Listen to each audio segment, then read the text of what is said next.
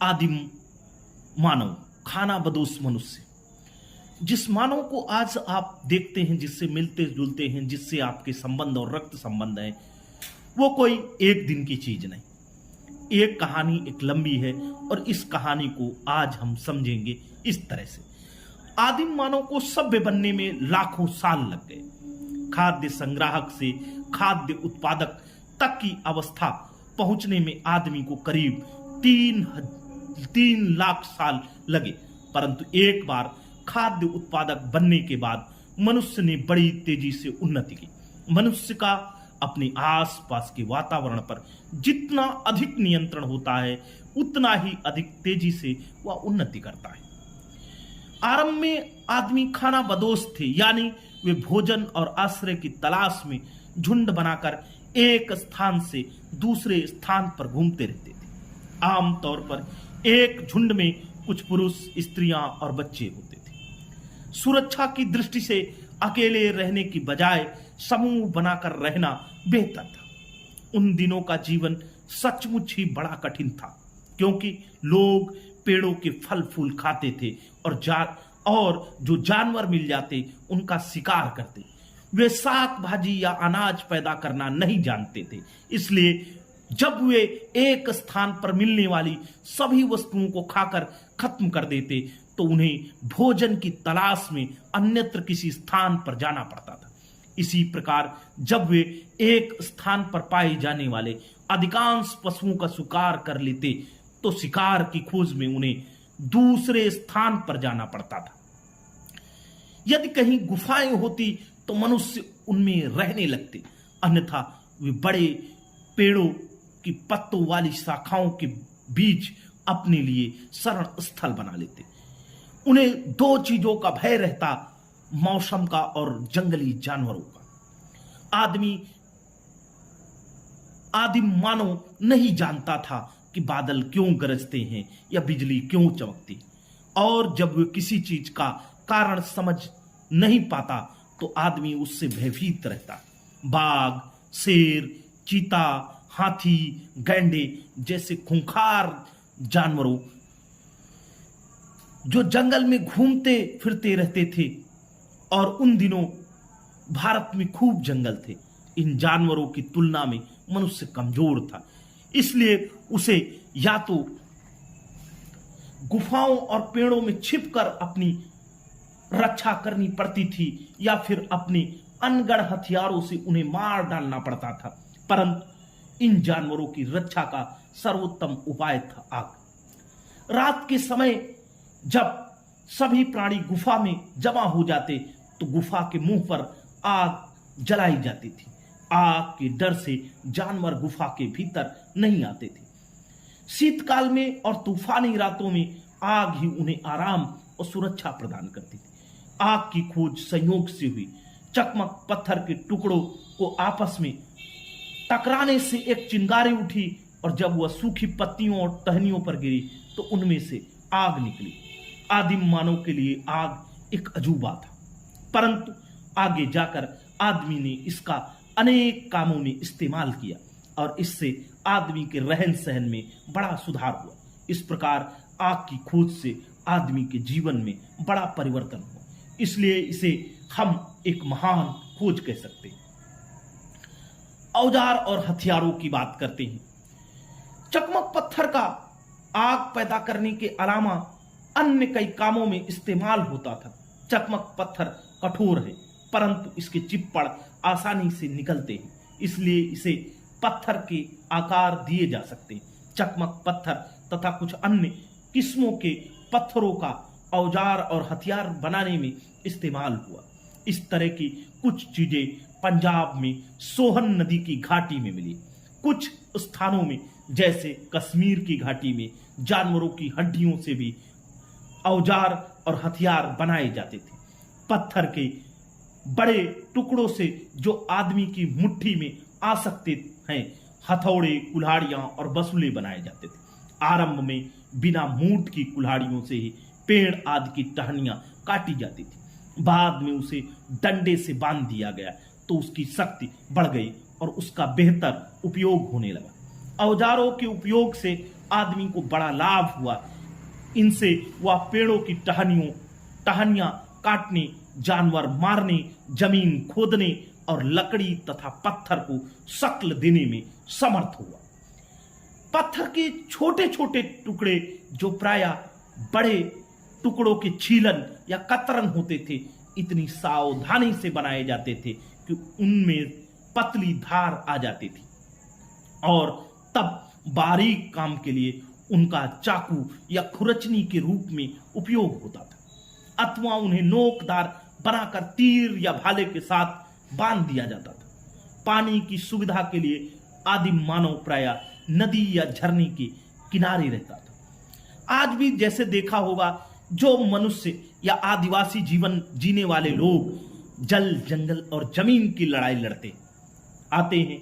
यदि तुम हिमालय की तराई की नदियों के पाटों में या दक्कन के पठारों के कुछ भागों में जैसे नर्मदा की घाटी में घूमो और जमीन में गौर से देखो, तो यदा कदा आदिम मानव का ऐसा कोई औजार तुम्हारे हाथ लग सकता है। पुरातत्व इन औजारों को अस्मोपकरण कहते हैं। अस्मोपकरण का अगर तात्पर्य देखें तो ये दो शब्दों से मिलकर बनता है, अस्म और उपकरण। अस्म मतलब पत्थर होता है और उपकरण मतलब हथियार या औजार होते हैं। मानव के आरंभिक इतिहास के औजार हजारों वर्षों के एकमात्र अवशेष हैं। पत्थर के अनगढ़ औजार जिनका इस्तेमाल शिकार तथा अन्य कामों में होता था, ये औजार अक्सर नदियों के कगारों में मिलते, जहां प्राचीन मानव जंगली जानवरों के शिकार की खोज में घूमता फिरता था, अथवा गुफाओं और शैलाश्रयों में मिलते हैं जहां मानव रहता था। इस युग में पत्थर के औजारों का खूब इस्तेमाल होता था, इसलिए इसे पाषाण युग कहते हैं। इस्तेमाल किए गए पत्थर के औजारों के स्वरूप के आधार पर पाषाण युग को 3 अवस्थाओं में बांटा गया है। प्राचीन, ब्रिकड़ में पुरा कह सकते हैं, मध्य और उत्तर। इन प्राचीन या पुरा, मध्य और उत्तर मनुष्य अपनी भोजन सामग्री के लिए लगभग पूरी तरह प्रकृति पर निर्भर था। अपने प्रारंभिक औजारों से वह अनेक काम लेता था, जैसे मरे हुए पशुओं की खाल उतारना, उनका मांस काटना और उनकी हड्डियां फाड़ना आदि। अनुभवों से उसने सीखा कि पत्थरों से ठीक किस प्रकार चिप्पड़ निकाले जाते हैं और खास जरूरतों के लिए किस तरह पत्थर के औजार बनाए जाते हैं। मानव विकास की तीनों अवस्थाओं के अनुरूप औजारों की 3 अलग अलग श्रेणियां मिलती, जैसे पुरा पाषाण काल में अलग, मध्य पाषाण काल में अलग और उत्तर पाषाण काल में भी अलग। तो अब हम लोग देखें पुरा पाषाण युग के औजारों की बात करें। गिट्टीनुमा औजार जिनका गड़ासे की तरह इस्तेमाल होता था और जिनमें काटने के लिए तेज धार बनाई जाती थी। हाथ की कुल्हाड़ी अनेक कामों में इस्तेमाल होने वाला यह औजार आमतौर पर नाशपाती के आकार का होता था और इसके दोनों ओर लंबी धार होती थी। चीर फाड़ का औजार जिसमें बसुले जैसी चौड़ी धार होती थी। मध्य पाषाण युग के औजार जैसे छेद करने वाले तीर के नोक, खुरचनी आदि। उत्तर पाषाण युग के औजार नोकदार, चंद्रकला के आकार के और खुरचने वाले औजार आदि। इनमें कुछ औजारों का इस्तेमाल तेज दौड़ने वाले जानवरों को मारने के लिए होता था। इस युग में मनुष्य ने भोजन संग्रह में दक्षता प्राप्त की। इसी से आगे बढ़कर मनुष्य ने पौधों की खेती करना शुरू कर दिया।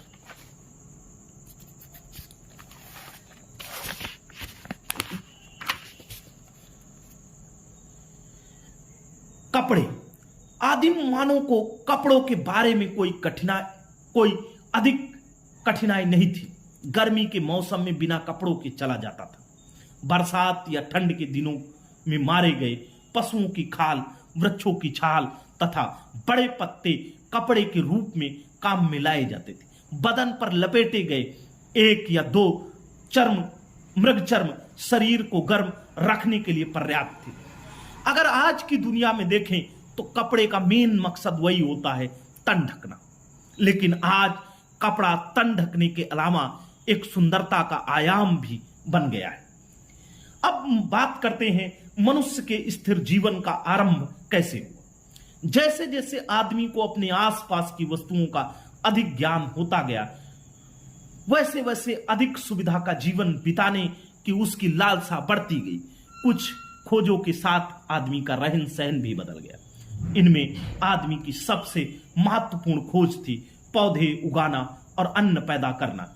इससे पता लगा लिया कि भूमि में बीज डालने और पानी देने से पौधे उगते। यह कृषि की शुरुआत थी। यह एक महत्वपूर्ण खोज थी क्योंकि मानव को अब भोजन की तलाश में एक जगह से दूसरी जगह भटकने की जरूरत नहीं रह गई। उसका खाना बदोशी का जीवन समाप्त हो गया था और उसने एक स्थान पर टिककर रहने वाले किसान का जीवन शुरू कर दिया। मानव की जीवन पद्धति में यह परिवर्तन भारत के विभिन्न भागों में विभिन्न कालों में हुए। हमारे देश के अधिकांश स्थानों में यह परिवर्तन आज से करीब 4 से 5 हजार साल पहले देखे जा सकते। पशुपालन। मनुष्य ने पशुओं को पालतू बनाना शुरू किया। जैसा कि आप लोग पढ़ते होंगे, प्रथम पालतू पशु कुत्ता। मनुष्य ने एक और महत्वपूर्ण खोज की। उसे पता चल गया कि जंगली पशुओं को पालतू बनाया जा सकता है, यानी वह उन्हें अपने काम के लिए उपयोग में ला सकता है। उदाहरण के लिए जंगली बकरे बकरियां को केवल मारा जा सकता था और उनका मांस खाया जा सकता था, परंतु पालतू बकरियां प्रतिदिन दूध दे सकती थी। उनसे और बकरियां पैदा की जा सकती थी और उनमें से कुछ खाई भी जा सकती थी। इस प्रकार शिकार के लिए बाहर जाने की जरूरत नहीं रह गई थी। कुत्ते को पालना मनुष्य के लिए बड़ा फायदेमंद सिद्ध हुआ। पालतू बनाए गए दूसरे पशु थे भेड़ और ढोर। ढोरों का बड़ा लाभ था क्योंकि उनसे न केवल भोजन मिलता था बल्कि हल जोतने और गाड़ी खींचने में भी उन्हें काम में लाया जा सकता था। धातुओं की खोज। अगर देखें कि मनुष्य ने धातुओं की खोज कैसे की पाषाण काल से, तो आप पढ़ते हैं मानव के द्वारा प्रथम खोजी गई धातु तांबा है। जब मनुष्य एक स्थान पर स्थायी रूप से बस गया और अन्न पैदा करने लगा, तो उसे सर्वप्रथम पेड़ों और झाड़ियों को काटकर या जलाकर जमीन साफ करनी पड़ी। इस काम में पहले के 2 आविष्कार बड़े उपयोगी सिद्ध हुए। पत्थर की कुल्हाड़ियां पेड़ों और झाड़ियों को काटने के काम आई और बाद में ठूंठ जला देने पर जमीन साफ होकर खेती के लिए तैयार हो गई। पत्थर की कुल्हाड़ियों से पेड़ काटना बड़े परिश्रम का काम था, पर सौभाग्य से एक अन्य खोज ने पेड़ों को काटना आसान बना दिया। यह थी धातुओं की खोज। आरंभ में तांबे की खोज हुई, बाद में तांबे के साथ दूसरी धातुएं मिलाई गई, जैसे रांगा, जस्ता या सीसा। इन्हें मिलाने से जो मिश्र धातु बनी वह कांसा कहलाई। ये कैसे हुआ? तो आप देखते हैं, अगर पढ़ेंगे तो सिंधु सभ्यता के काल में, सिंधु सभ्यता का एक नाम है कांस्ययुगीन सभ्यता, और जिसमें तांबा और टिन मिलाकर के एक मिश्र धातु का प्रयोग मानव ने करना सीख लिया था। यह सब कैसे हुआ? कच्ची धातु के पिंड को पिघलाकर किस प्रकार धातु तैयार की गई हमें मालूम नहीं। धातु की छुरियां और कुल्हाड़ियां पत्थर के औजारों से अधिक पैनी और बेहतर काम करने वाली सिद्ध हुई। जिस युग में मनुष्य केवल पत्थर के औजारों का इस्तेमाल करता था, उसे पाषाण पुरा पाषाण से नवपाषाण युग कहते हैं। जिस युग में मनुष्य ने छोटे छोटे पत्थर के औजारों के साथ धातु के औजारों का इस्तेमाल शुरू कर दिया, उसे ताम्र युग या कांस्य युग या ताम्र पाषाण युग कहते हैं। भारत के कई स्थानों से उस युग की तांबे या कांसे की कुल्हाड़ियां और छुरियां मिली। ऐसे कुछ स्थान हैं ब्रह्मगिरी मैसूर के पास और नावदा टोली नर्मदा तट पर स्थित है।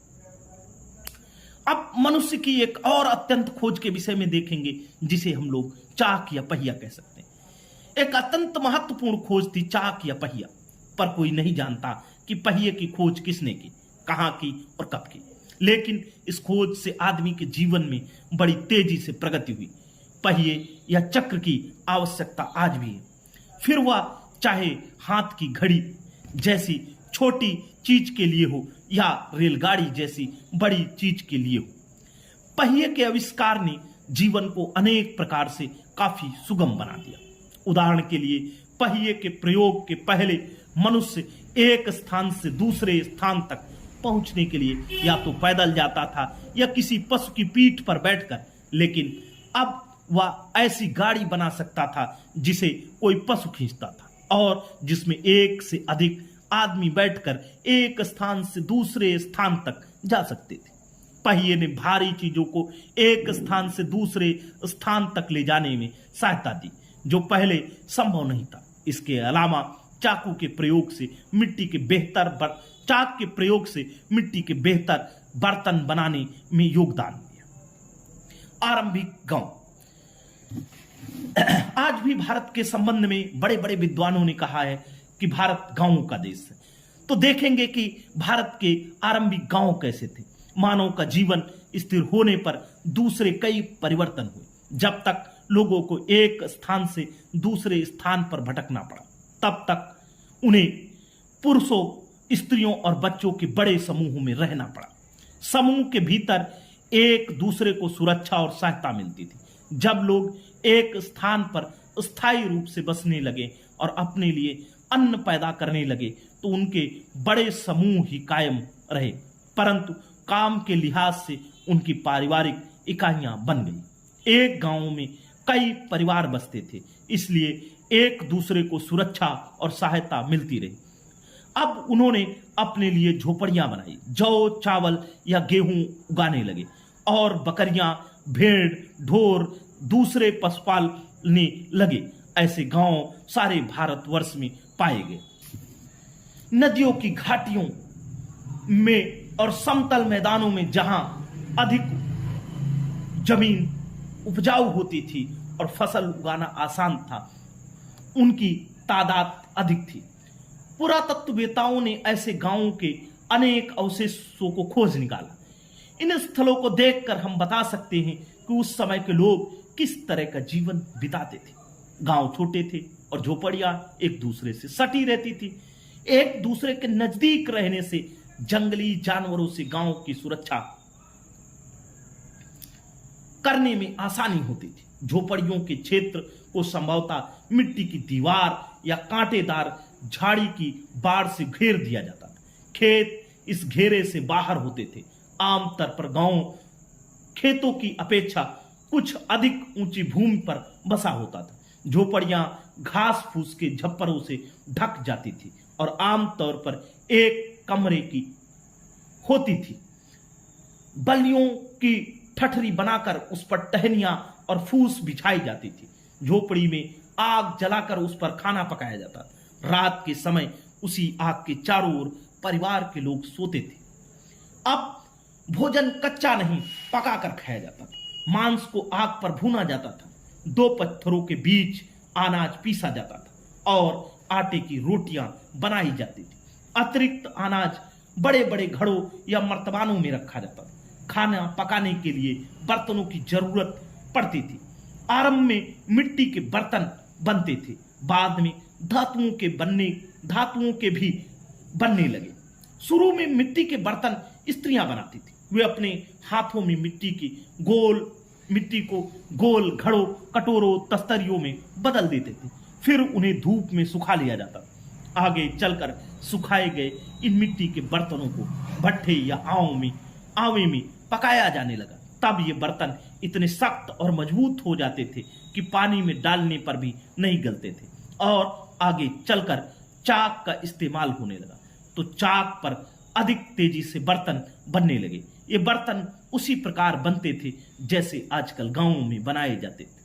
ताम्र पाषाण युग के कुम्हार कभी कभी अपने बर्तनों पर सुंदर रूपांकन करते थे, वस्त्र और आभूषण। ताम्र पाषाण युग का मानव आभूषण और सजावट का शौकीन था। अब मनुष्य को जंगली जानवरों और खराब मौसम के खिलाफ कठोर संघर्ष नहीं करना पड़ता था। इसलिए आनंद मनाने और अपने तथा अपनी स्त्रियों के लिए आभूषण बनाने के लिए उसके पास समय था। स्त्रियां सीपियों तथा हड्डियों के आभूषण बनाती थी और बालों में सुंदर कंघियां लगाए रहती थी। अब कपड़े केवल पशुओं की खाल से, पेड़ों की छाल और पत्तों के नहीं होते थे। मनुष्य ने कपास के पौधों की रुई से सूत काटने और कपड़ा बनाने की विधि खोज ली थी। अवकाश का समय खेल और मनोरंजन में व्यतीत होता था। आदिम समाज की बात करें, जब लोग खाना बदोशी का जीवन छोड़कर गांवों में रहने लगे, तब वे मनमानी नहीं कर सकते थे। उनके लिए आचरण के नियम बनाना आवश्यक हो गया। दूसरे परिवारों और दूसरे समूहों के साथ रहने के लिए यह जरूरी था कि गांवों में कोई कानून और व्यवस्था हो। सर्वप्रथम यही निश्चित करना कि प्रत्येक व्यक्ति का क्या काम है हो। कुछ आदमी खेतों में काम करने जाते, कुछ पशुओं की देखभाल करते या झोपड़ियां बनाते या औजार तथा हथियार बनाते। पुरुषों के साथ स्त्रियां भी खेतों में काम करती थी और पशुओं की देखभाल करती। कुछ स्त्रियां सूत काटती और कपड़ा बुनती, कुछ मिट्टी के बर्तन बनाती थी। स्त्रियां बर्तन बनाने के लिए कुम्हार के चाक का इस्तेमाल नहीं करते थे, केवल पुरुष ही चाक पर बर्तन बनाते थे। कौन क्या काम करे, इसका निर्णय सारा गांव मिलकर करता था। फिर भी गांव में एक ऐसे नेता या मुखिया की आवश्यकता थी जो आदेश दे सके। गांव का सबसे वृद्ध आदमी ही प्रायः मुखिया होता था और उसे ही सबसे अधिक बुद्धिमान भी समझा जाता था। आदिम काल के धर्म की बात करें, जीवन के कुछ ऐसे पहलू हैं जो मनुष्य के लिए पहेली बने हुए। हर रोज सूरज क्यों निकलता है और शाम को क्यों डूब जाता है? नींद व स्वप्न, जन्म, विकास और मृत्यु मनुष्य की समझ से बाहर थे। यही कारण है कि वे हर साल ही ऋतुएं बराबर आती जाती हैं। मृत्यु के बाद मनुष्य का क्या होता है? मनुष्य मृत्यु से डरते थे। वे बिजली की कड़कड़ाहट और भूकंप से भी डरते थे, क्योंकि वे इनका कारण नहीं जानते। कुछ लोगों ने इन सवालों के बारे में दूसरों की अपेक्षा अधिक सोचा और इनके उत्तर सुझाए। आकाश का एक देवता था जो सूर्य को प्रतिदिन आकाश में यात्रा करने की अनुमति देता था। धरती की कल्पना एक ऐसी मां के रूप में की गई जो फसलों और पौधों से अपने बच्चों को पालती है। और यदि हर सुबह सूर्योदय होता रहे और धरती फसलें पैदा करती रहे, तो आकाश के देवता और धरती माता को बलि देकर स्तुति गान से संतुष्ट करना जरूरी था। मातृ देवी के रूप में धरती माता की छोटी मूर्तियां बनाई जाती थी और सर्वत्र इनकी पूजा होती थी।